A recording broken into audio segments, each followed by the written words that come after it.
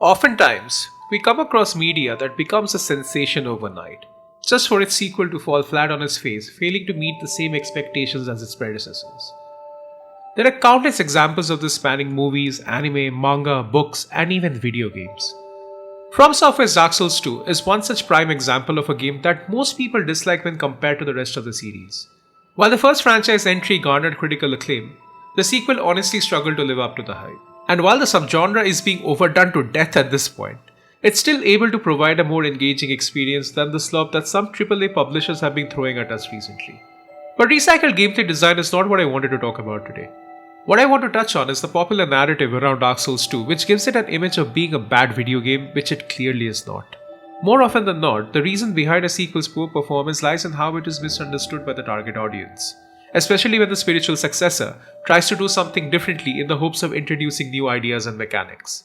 However, it's this very experimentation that alienates the core fanbase, as it then starts to cater to a completely different kind of audience. And this is the trap that Dark Souls 2 falls for, and why I believe it's one of the most misunderstood and underappreciated FromSoftware games of all time. By the time Dark Souls came out, I was knee-deep in League of Legends. I was always a big fan of RTS games growing up, and having invested hours in StarCraft and WoW, Riot's MOBA seemed to be the most logical and addictive evolution for the genre. However, live service titles were not the only thing that I spent my time on. I was often stuck in LoL's elo hell, and the infuriating matchmaking often pushed me to uninstall the game, just to reinstall it a month later. So I tried out a lot of other single-player titles and RPGs in the meantime. I got pretty busy figuring out how to emulate unlocalized games on my PC, while also sailing the high seas looking for the latest offerings that EA, Bethesda, Blizzard and more had to offer. So over time, I got really attached to the Elder Scrolls franchise, spending days just modding the games and exploring every facet of the high medieval fantasy that Tamriel had to offer.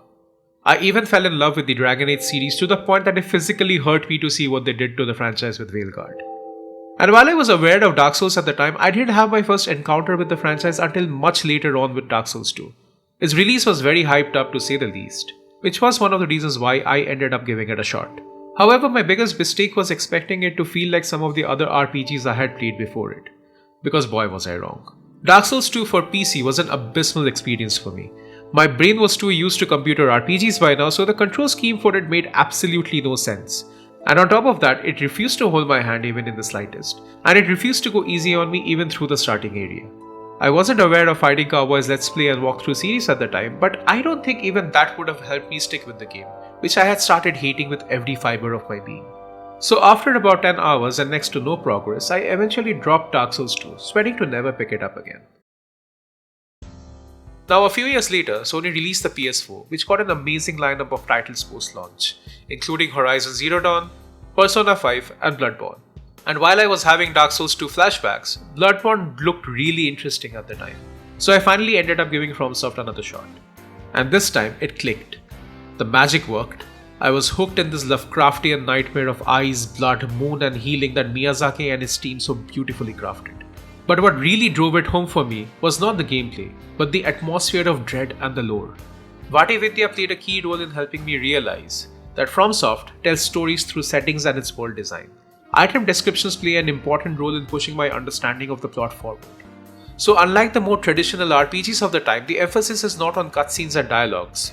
It's more on exploration, it's more on uncovering secrets, and it's more on allowing you the bandwidth to piece the puzzle together, and not rely on the devs to explain everything to you. There is a special thrill, a feeling of inexplicable euphoria when you finally start connecting the dots, when you take out the boss you were stuck on for hours, when you stumble upon shortcuts to lanterns, and when you realize that all the areas are connected to each other by one way or another. It blew my mind when I found out that a part of the Forbidden Woods actually leads all the way back to Yosefka's clinic. I finally understood the insatiable itch for the Soulsborne formula and why it kept pulling one in for multiple NG+ runs, no matter how many times they completed the game. The Bloodborne experience was topped off by the Old Hunters DLC, which introduced me to one of the best boss encounters in video game history. Lady Maria of the Astral Clock Tower, for me, will always remain one of the most thrilling cinematic experiences ever. Needless to say, Bloodborne and then Monster Hunter World and Iceborne became my two favorite games on the PS4 console, and they eventually convinced me to give the Souls series another shot. This is when I picked up Dark Souls 3. Yeah, I really played the third game before the first one, my bad. Now with all those hours of Bloodborne and Monster Hunter experience behind me, I truly started appreciating a Souls game for what it is, and I ended up loving every bit of Dark Souls 3 and then Dark Souls 1. Finally, I was ready to rip the band-aid and I revisited Dark Souls 2. Much of my initial hesitation came from my own past experiences with it, as well as the player opinion that it had formed around it. But that's not to say that the game had no cult following. Many in the community swore by its authenticity and overall design, and it's partly because of them that I actually ended up giving it another shot. And it's during the second playthrough that I realized that Dark Souls 2 is much more than just a Souls-like. It felt like the game was building up to everything that FromSoft had been working on to the point, and this stretches all the way back to the late 80s when it all started. Before we talk about the history of the Souls franchise, it's important to take a look at what came before it. In 1986, Notoshi Zin founded the software company called FromSoftware in Japan. Their venture into the video game world started with the development of a first-person dungeon crawler called Kingsfield. Even though it did not see the same type of worldwide appreciation as the Soulsborne games see today, it did turn out to be a Japanese cult classic. The small success is what reshuffled the company's focus to take up full-time video game development. For the next decade, FromSoft went on to experiment with multiple genres of console generation games, including stealth action, mecha, horror, and even more. While none of them would be a worldwide hit, their proper international breakthrough came in 2009 with Demon's Souls. Directed by Hidetaka Miyazaki, the RPG went on to win critical acclaim, with many considering it to be one of the best games of all time. However, Demon's Souls was not an instant success story. The game was designed to be overtly challenging and confusing that even former Sony Interactive Entertainment president Shuhei Yoshida thought that it was an unbelievably bad game. Like most of us, he too was stuck in the first couple of areas for hours. It was much later, after the game's eventual success, that Yoshida admitted to having severely underestimated in quality. And by then, Demon's Souls would already kickstart FromSoftware's journey into making a brand new action game, which would go on to completely redefine a genre. With Demon's Souls hitting a new milestone, FromSoftware immediately called for a spiritual successor. So with Miyazaki at the helm once again, they started working on a new title which will further refine the mechanics introduced in Demon's Souls and craft a story that is significantly more ambitious. But before delving too deep into the development history of Dark Souls, we need to take a look at Hidetaka Miyazaki himself and how he became one of the key driving forces behind FromSoft's success. In the mid-2000s, FromSoft wanted to take another jab at dungeon crawlers, a possible successor to their Kingsfield games, but with a better budget to make it more appealing for the newer generation of audiences, and it was targeted for the PlayStation 3. The new project was called Demon's Souls, and after the development began, it was seemingly slow and riddled with issues. Problems with the game went to the point that it was close to being cancelled till Miyazaki was brought in to take charge of the project. If you take a look at his past body of works, you'll notice that he had a natural inclination for fantasy genre and would regularly consume similar media. However, he didn't decide to pursue a career in video game development until he played the Fumito Ueda PS2 classic, Ico. At FromSoftware, Miyazaki was previously involved with the programming team for another franchise, Armored Core. The decision to hand over the reins to Demon's Souls to him turned out to be one of the best things for the company. And there were a lot of reasons behind why the formula was so successful. The primary factor being Miyazaki wanted to bring back difficulties in video games. If you take a look at modern games, most high-budget AAA titles are designed to be couch games where the players are not burdened with the need of constantly restarting progress. Features like easier enemy AI, multiple checkpoints, and being able to save at any point slowly became the norm. Miyazaki was averse to how more and more games at the time became too focused on cutscenes and handholding. He wanted to bring back unfairness as a part of the regular experience, so that progression in his games would feel significantly more rewarding. And it worked for Demon's Souls as well as the first Dark Souls. Eventually, even Shuhei Yoshida ended up praising the games. With success set in motion, it was time to continue evolving the franchise further, and so FromSoftware moved towards working on a sequel. But this time, Hidetaka Miyazaki would not return to direct the game. Dark Souls 2 was released in 2014 for the Xbox 360 and PlayStation 3, and after the initial honeymoon phase of praises from journalists and reviewers, it was immediately shot down by the core fan base owing to how different the game was from the first entry. On release, the game didn't even look the same as how it was shown off in the marketing materials. Original trailers for Dark Souls 2 portrayed a product that looked like it would artistically outclass any of the console releases of that time. But in reality, it looked nothing like the games in the trailers. Visuals were drastically toned down, with in-game lighting looking dull and boring. Which is why, to this day, the game is regarded as the worst entry in the franchise, garnering only a niche community of players who still love every aspect of what it brings to the table. But to actually understand why the fate of this game turned out to be the way it is, we have to look at its development history and the people behind it. Dark Souls 2 was directed by Yui Tanimura, with Hidetaka Miyazaki only acting in a supervisory position. and then Tomohiro Shibuya later coming in to direct the updated scholar of the first synth version of the game. Earlier ideas of Dark Souls 2 were overtly ambitious. The team wanted to implement features such as dynamic environment with weather systems that would create hazards at any point, while also maintaining intricate level designs that would stay interconnected. During mid-development, the problems started creeping up. Dark Souls 2's original ideas got hit with waves of issues owing to technical limitations, including massive performance issues on the PlayStation 3. Much had to be scrapped in order for the game to be brought down to a state where it could be released. To top it off, Dark Souls 2 was also designed to be sort of a reboot for the franchise. If you played the game, then you could have already guessed that much. We barely find integral references and callbacks to the first game as it was intended to be a standalone entry. The difficulties in development eventually ended up affecting the art design and the direction of the game. It reached a point where it had to be completely scrapped and reworked from the ground up. This time, the devs rolled back ideas to end up with a title that would be closer to Demon's Souls and Dark Souls. But by now, most of the time and budget had already been used up. The directors, being unfamiliar with the previous Souls game, eventually ended up being the reason why Dark Souls 2 failed to be relatable to its core audience. But that being said, Tanimura later went on to direct DLCs for the Souls series and even co-directed Elden Ring down the line. Hence, much of the original ideas that he wanted in Dark Souls 2 transferred over to those games. If you have been with us this far, then do hit us with a like and subscribe. Your support means more than you think, and it lets us keep digging into topics like this. Now, coming back to giving Dark Souls 2 another shot, my second playthrough of it was considerably different from my first attempt, and much of this was due to already having experienced Bloodborne and Dark Souls 1 and 3. While Bloodborne and Dark Souls are two completely different games, there are some core gameplay loops and mechanics that feel very similar. However, this was not the case with Dark Souls 2. As soon as I got past the character creator, something about the animation, sound effects, and atmosphere felt very alien. Hitboxes felt weird and jankier, my character walked differently, rolled differently, and even backstabbing felt off. But to my surprise, instead of pushing me away, this new level of jank felt like a breath of fresh air. And it took me a few hours of progress to realize that Dark Souls 2 is more than just the typical Souls-like. What I walked into at this point was a pure and classic dungeon crawling experience. Now, if you are an ardent fan of the Soulsborne titles, then you might have seen the pattern of how the games were increasingly becoming more about the boss fights, with action and builds slowly becoming a special part of the orientation. Sure, the wonder of exploration is still there, but it often takes a backseat because of just how cinematic the main encounters are, so it does not get enough breathing room in discussions. Speedrunners and many in the community are often content with skipping the experience of exploring new biomes in their entirety. They often bum rush to the next boss or bonfire, and while this may have its own appeal in the fanbase, I have come to eventually dislike that aspect of these games. It has come to the point where inspired Souls-like titles are ditching clever level designs in favor of more dodge roll combat action, making it the central focus. This is why Dark Souls 2 started appealing to me so much more. The game does not give enough breathing room to players to easily bum rush levels unless they have already played through it. One fun fact, FromSoftware's initial vision around their Souls games started off as an idea that was inspired by the Legend of Zelda series, a franchise that is known for its clever level designs and puzzles being a large part of their world building. Combat sort of takes a backseat in these games, and this is what adds to their charm and appeal.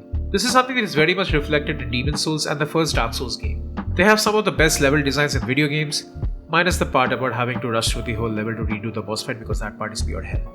Dark Souls 2 very much sticks to that ideology, and it is prevalent from the moment you step into Majula. It was designed to go completely against the idea of rushing levels. And the memes that make fun of the game for not having smart enemy placements are a reflection of players who do not have the patience for systematic dungeon crawling. And this is not the first time FromSoft has implemented this design choice.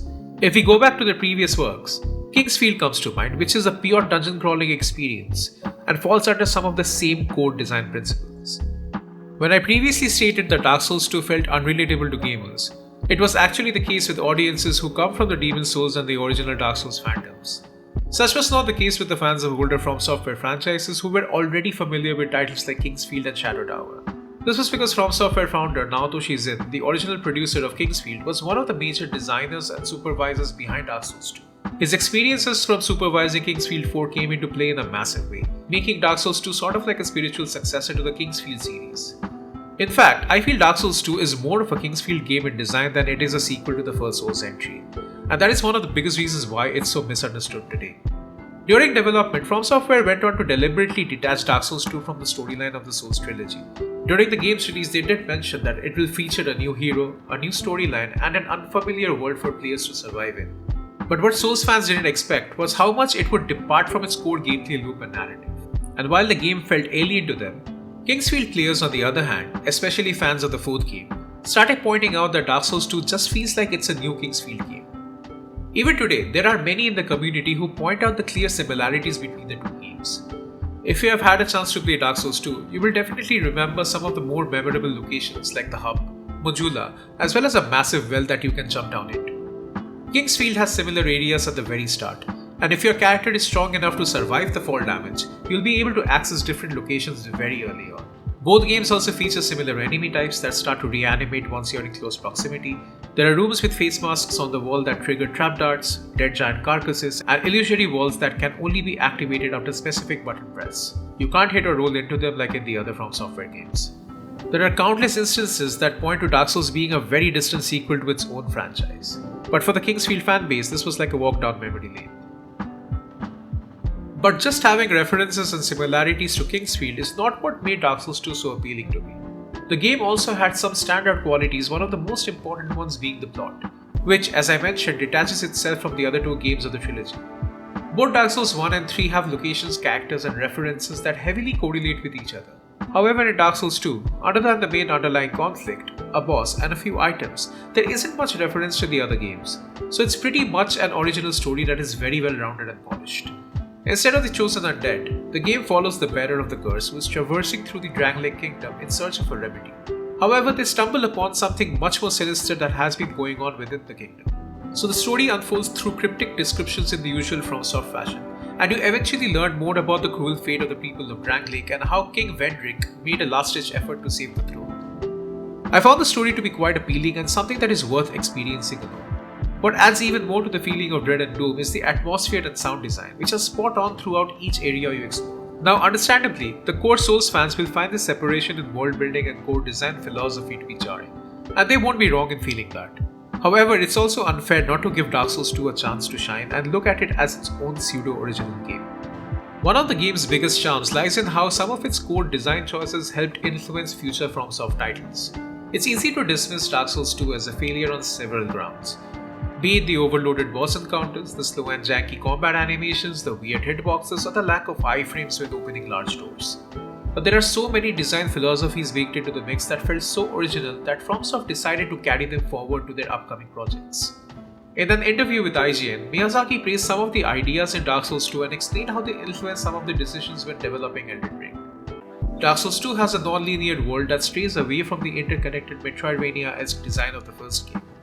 You have a lot of branching paths that lead to different locations and several boss encounters along the way. It's this very same principle that came into play in Elden Ring. The game too was overloaded with bosses, which did not make exploring the vast stretches of the lands between feel boring or one-dimensional. It's this very design philosophy that helped Elden Ring become the biggest ever launch in FromSoft history. Miyazaki had said that there's really no way of telling how or if the series would have continued the way it did without Dark Souls 2, while also mentioning how it was a turning point for the future of the company's game development. Dark Souls 2 encouraged them to allow other talents from the company in supervisory positions for future games. So Sekiro, Shadows Die Twice, a completely original IP, was co-directed by Kazuhiro Hamatani, who went on to become the scenario writer for Armored Core 6. Junya Ishizaki made his first directorial debut with Night Rain, which was a multiplayer roguelite spin-off of Elden Ring. Dark Souls 2 might also have had a mixed reception with its visual design on launch. But to give credit where it's due, the game even influenced scenario direction and location transitions for FromSoftware's games moving forward. Walking into locations where players can be at a vantage point to oversee the overall grand design of what's to come ahead, be it something like walking into the warm sun-kissed view of Majula for the first time, or walking up the rain-soaked stairs out in the open as the shining Drangleic castles peek out of the corner, were all design directions that influence later games. You can see it in play in Dark Souls 3 when it gives us our first taste of Irithil of the Boreal Valley in full view as soon as you come out of the Karthus catacombs. Dark Souls 2 also tried some experimentation with the game systems that never returned in future FromSoft titles. The most common of these unique mechanics that the Souls fans often criticize include things like the utilization of an adaptability stat, reduced weapon durability, iframes missing in certain interactions, and many more such things.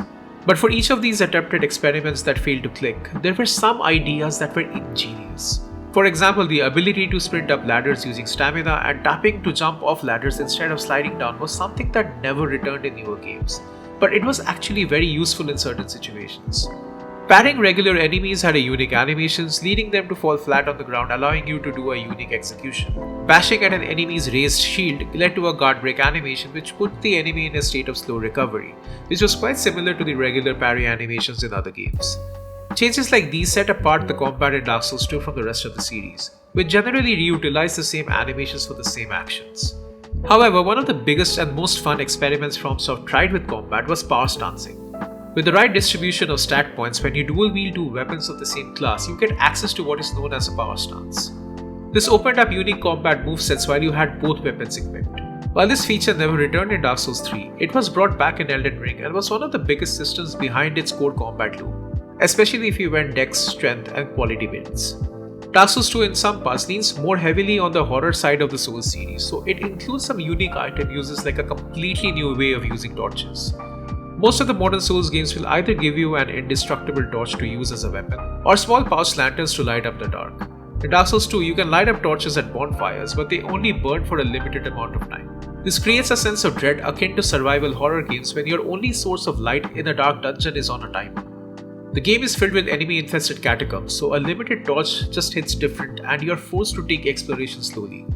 Now, speaking of survival horror games, the Pursuer might be an enemy that many in the community avoided and actively hated in Dark Souls 2. However, to me it felt like a very unique enemy type which is reminiscent of Dahaka in Prince of Persia Warrior Within and Nemesis in Resident Evil 3.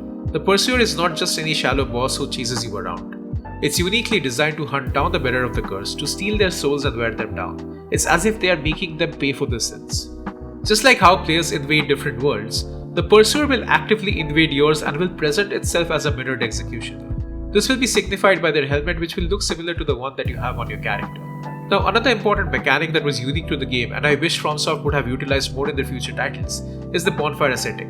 It was one of the systems that revolutionized how New Game Plus systems work in games today. When you burn a bonfire ascetic in an area, not only does it reset enemies and bosses and increase health, but it also upgrades the particular area by 1 NG plus level, which means a lot more than what you think. You now get new item drops, new enemy spawns, and the bosses get new behavior and movesets. This significantly improves the replayability of the particular area as you always have something new to look forward to every time you use the feature. This essentially changed how you would go about grinding for souls, and it would actually push you to further explore the area in hopes of getting new items. Dark Souls 2 eventually went through a revisionist phase where people came to accept its flaws and find appeal in its merits. This video was a small attempt at contributing to the discussion of why it is such a special game for a lot of people, including me. If you have tried Dark Souls 2 before but were put off by it initially, or went with the herd mentality of it must be bad if people say it is, then I hope this video will at least get you to give the game one more try. And if trying it again actually made you stick around and change your view, then we will consider ourselves accomplished in rekindling the Age of Fire.